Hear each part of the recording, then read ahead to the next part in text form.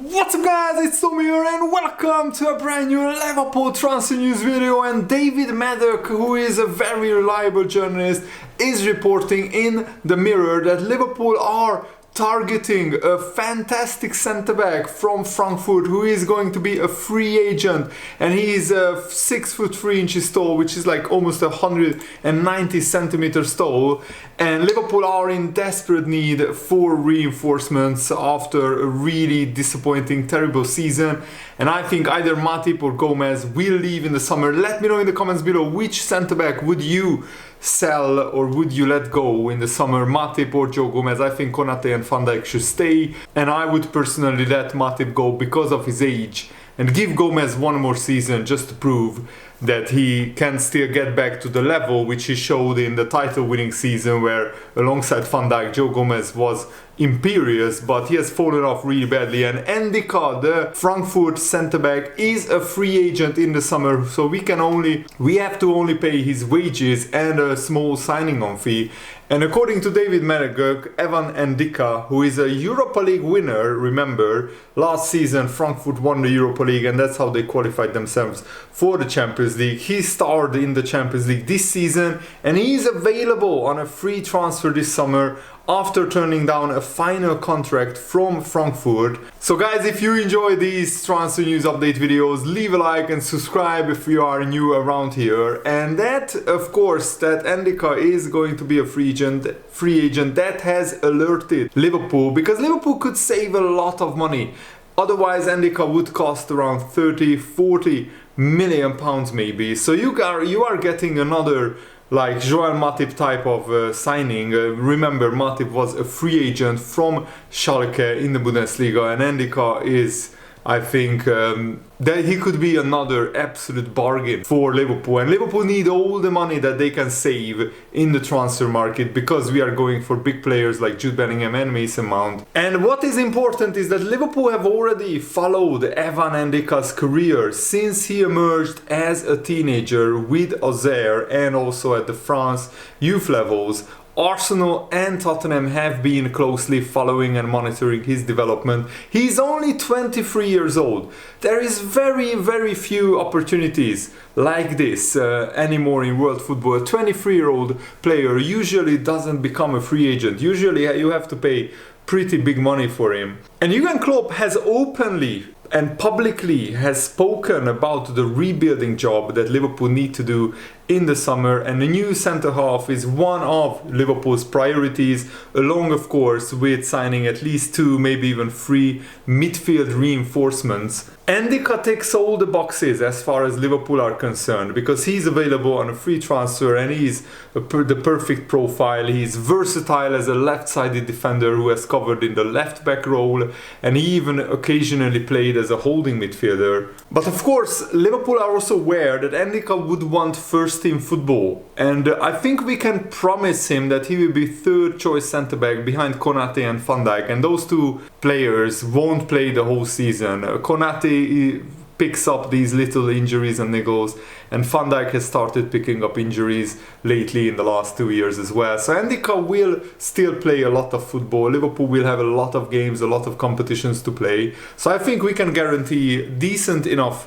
minutes for him. But of course, if he wants to be the first name on the team sheet, he needs to go to a lower level club than Liverpool. And what is also important is Ndicka is not an injury prone player. He already played 5 seasons in the Bundesliga with Eintracht Frankfurt, and he pretty much plays a lot of games regularly, around 35 to 40 games on average. He had one season where he only played 25 games like 3 years ago. And of course, he has a big trophy to his name, the Europa League, but I'm sure that he would want to play for a bigger club than Frankfurt. No disrespect, but Liverpool are a much bigger club than Frankfurt, and Frankfurt are falling behind in the top 4 race, but so there is no guarantee that Frankfurt would stay in the Champions League. And I think Ndicka did a good move by rejecting their contract offer, because he probably thinks he has a better chance of joining a bigger club on a free transfer. His current market value, according to Transfermarkt, is 32 million euros, so it could be a huge bargain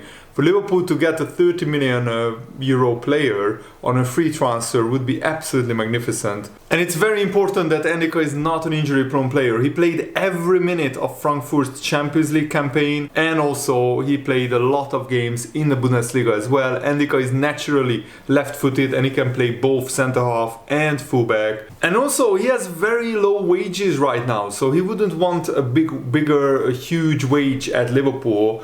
His wages are as low as 1.2 million euros per year, according to one website. I mean, Liverpool can more than double Ndicka's wages, and he would be still one of the lowest earners in Liverpool's first team. His attempted passing numbers and pass completion percentage do stand out. There is a slight question mark around his aerial dual success rate of 63.7%, but to compare, Gvardiol has an even lower aerial dual success rate than Ndicka. And of course there is question mark about Tsimikas and his future at Liverpool. Liverpool might cash in on Tsimikas, and Ndicka could be a second choice left back and a third choice centre back, so he could cover basically two positions. And I think because Ndicka is a free agent, this makes this transfer very realistic. And I mean, if we want to spend big on the midfielders, I can't see Liverpool spending big on a centre back like Gvardiol or Andre Silva, who started for Portugal in a recent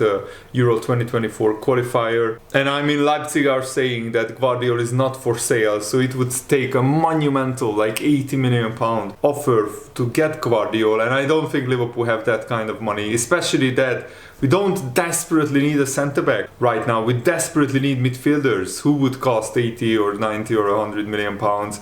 But we need desperately two midfielders, and any kind of free transfer would save us a lot of money, in my opinion. And I think I said this for months, that any kind of free transfer is a no-brainer. He has already more than 200 appearances in professional football, being only 23 years old. For a centre-back, playing games is the most important thing. They get more and more experienced with age and with playing games, and Ndicka already has more than 200 games in professional football. It would be such a good signing. So please, Liverpool, sign Ndicka on a free transfer. And David Maddock is a very reliable journalist, so him saying that Liverpool are seriously interested in Ndicka, I'm getting my hopes up about this transfer. And I mean, at least this is not a 100 or 120 million pound transfer that we can say FSG probably won't spend that much on one player. Ndicka hopefully will be a player that the Jurgen Klopp and Liverpool know very well. Jurgen Klopp has been watching the Bundesliga, so I'm 100% sure that he's aware of Ndicka and what a decent player he is. He's not like world class, he's not as good as Konate or Van Dijk, obviously, but he's only 23 years old. He's younger than Konate, he's younger than Van Dijk, Gomez or Matip, so he has still room to grow. And he still has time to get more experience, and hopefully he can improve with time. And also in the midfield there are a lot of other options.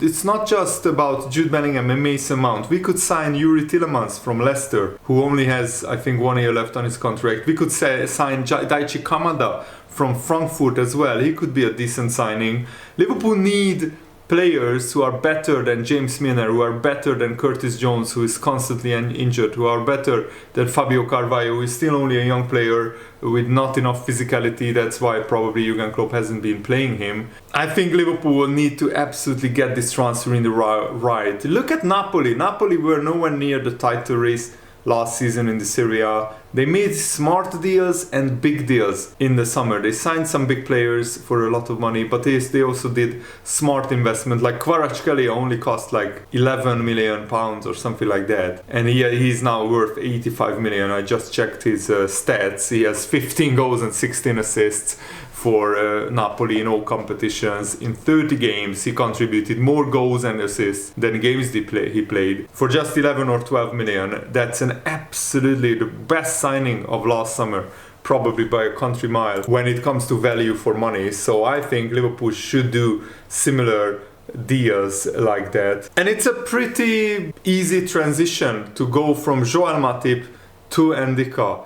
They are a lot of years apart in age. Matip is like 31, 32 years old, so he should be sold for some chump of change. Of course, we won't get big money for Matip, but that Liverpool could still end up in profit. If you sell Matip for 10 million and sign Matip sign Ndicka on a free transfer, it's an absolute no-brainer that Liverpool make money this way, and that could be reinforced into other signings. And there's also Ndicka, because he's a young player and he's coming from Frankfurt, where the wages are not high at all.